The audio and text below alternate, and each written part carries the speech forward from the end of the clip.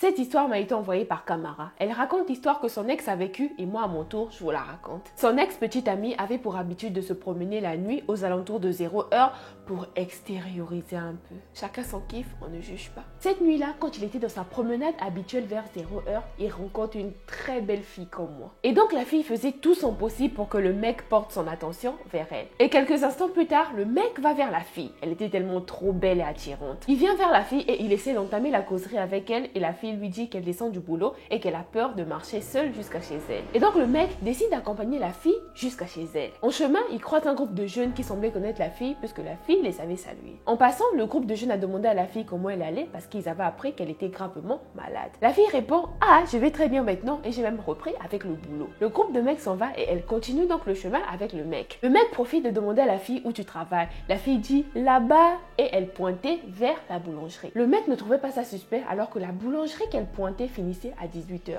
Il était tellement ébloui par sa beauté qu'il oubliait tous ses dires. Et donc la fille, pour arriver chez elle, il fallait qu'elle passe par un cimetière. Sa route se trouvait juste au milieu du cimetière. Les deux petits Mukota arrivent donc devant les cimetières et la fille dit au mec, c'est bon, je ne suis plus loin, laisse-moi juste là. Je trouve ça quand même assez bizarre. T'as peur de marcher seul, mais t'as pas peur de marcher seul à 0h dans les cimetières.